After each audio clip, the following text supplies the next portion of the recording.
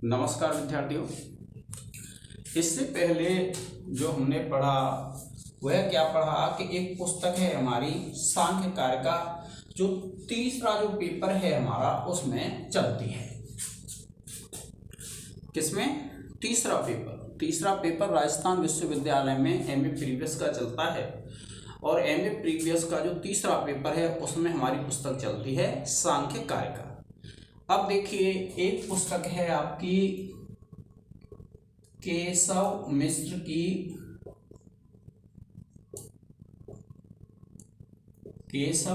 की तर्क भाषा। अब ये जो तर्क भाषा है विद्यार्थियों, आपको पता है इसमें 4 व्याख्या आएंगी। कितनी आएंगी?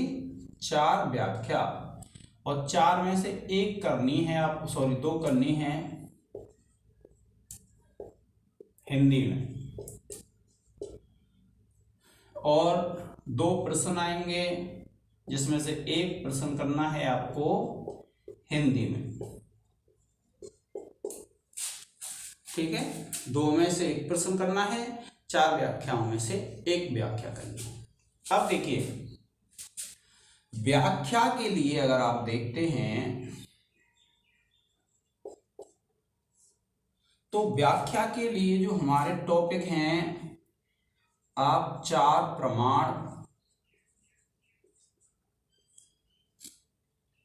प्रमाण कौन से? प्रत्यक्ष, अनुमान,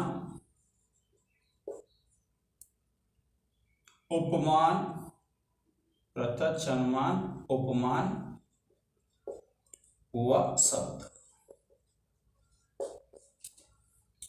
इन चारों को पढ़ लेंगे आप अच्छी तरह से।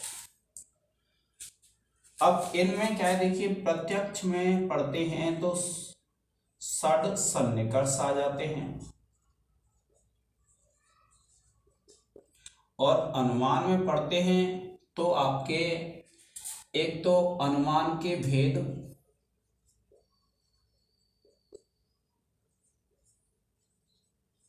और एक हो जाते हैं आपके हेत्वाभास।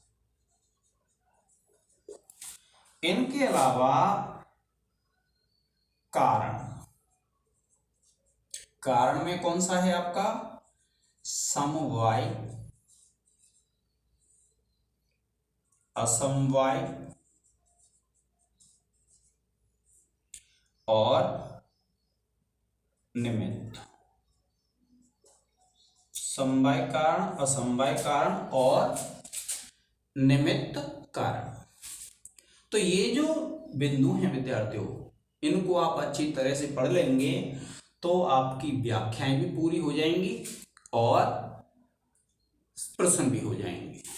इनके अलावा जो एक बचता है वह हो जाता है हेतु, केवलान्वयी, केवल व्यतिरेकी, ये जो हैं। बाकी आपका जो पूरा पेपर है वह पूरा पेपर इन 4 प्रमाणों में से और कारणों में से आ जाएगा।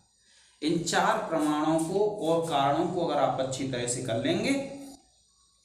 अब इसी में देखिए, जैसे अनुमान है तो अनुमान में एक चीज और क्या दे देता है, वो लिंग परामर्श।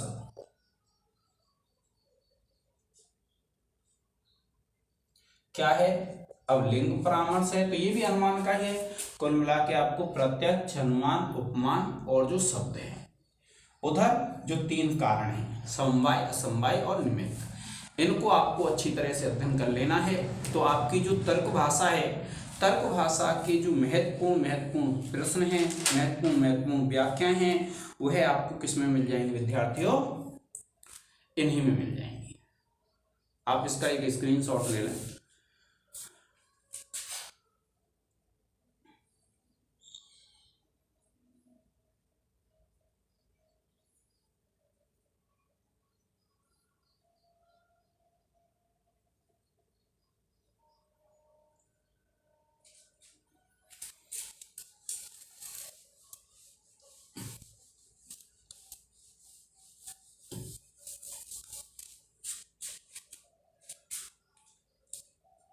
अब देखिए, एक वेदांत सार है,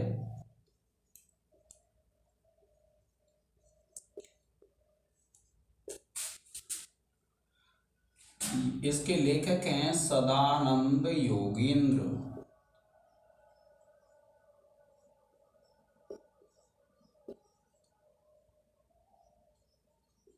कौन है?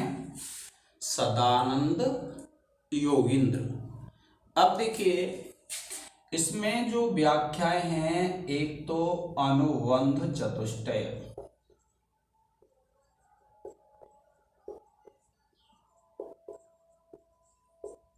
जो 4 अनुबंध हैं, अधिकारी, विषय, संबंध और प्रयोजन, इन 4 अनुबंधों में जो भी व्याख्याएं आ रही हैं वह आपको व्याख्याएं पढ़नी है अर्थ सहित। और ये प्रश्न भी है, इस पर प्रश्न भी आएगा और व्याख्या भी इसी में से आ जाएगी। फिर उसके बाद देखिए एक है अज्ञान व अज्ञान की शक्तियां।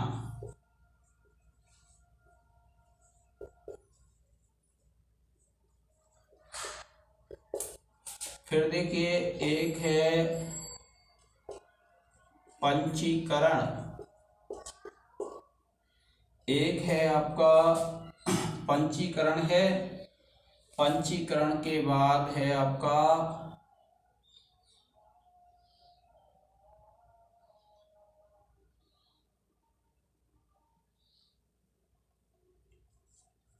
विवर्तवाद,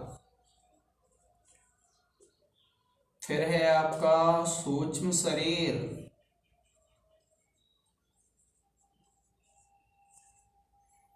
सूक्ष्म शरीर है।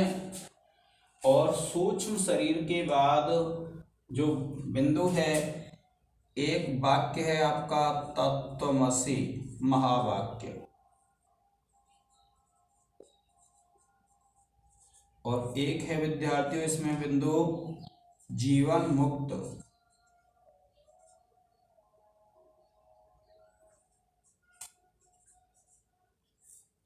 ये ऐसे बिंदु हैं विद्यार्थियों जिनको आप पढ़ लेंगे तो जो आपकी इसमें एक और आ जाती है, जैसे हम मान लेते हैं समाधि। अब समाधि व समाधि के भेद, ये जो बिंदु हैं विद्यार्थियों, पूरी जो हमारी वेदांत सार है उनमें इन बिंदुओं को अच्छी तरह से पढ़ लेंगे। इनमें से प्रश्न भी आ जाएगा आपका, और आपकी टिप्पणी भी आ जाएगी, प्रश्न भी आ जाएगा, और इसकी जो व्याख्याएं बनती हैं वह व्याख्याएं भी आपकी इसमें से आ जाएंगी। ठीक है विद्यार्थियों, और आपको ये ध्यान रखना है इसमें दोनों ही, यानी प्रश्न भी और टिप्पणी भी, यानी व्याख्या भी, दोनों ही हमको हिंदी भाषा में करनी है।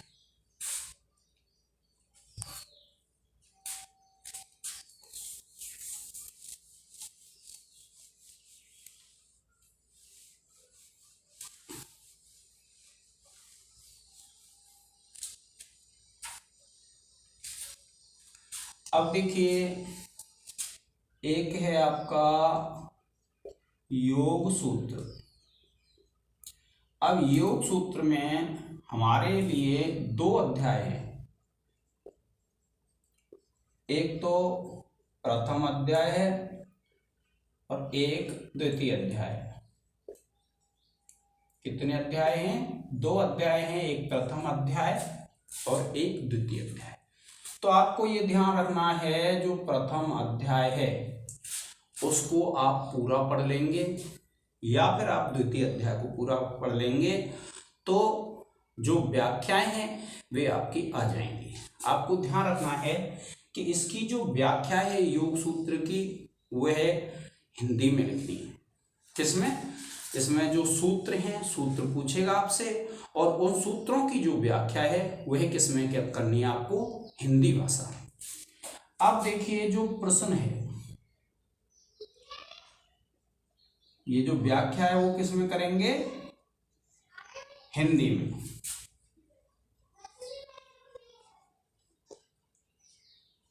और ये 10 अंक हैं। अब 10 अंक में कभी क्या होता है, 2 सूत्र पूछ लेगा तो 5-5 अंक के हो जाते हैं, और 1 सूत्र पूछेगा तो 10 अंक का होता है। इसके बाद देखिए जो प्रश्न है, प्रश्न का उत्तर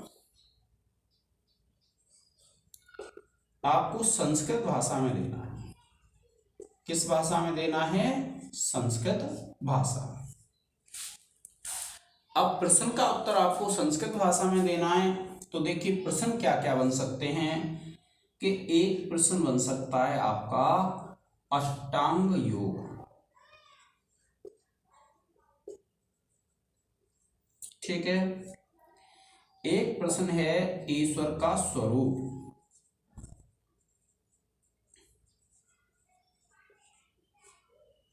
एक प्रश्न है आपका समाधि, एक प्रश्न है आपका कैवल्य,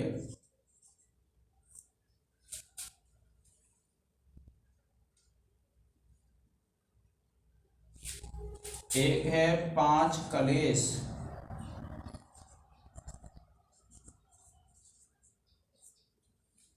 एक है प्रमाण,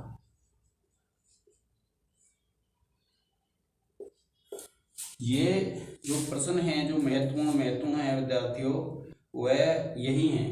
एक है चित्तवृत्तियां,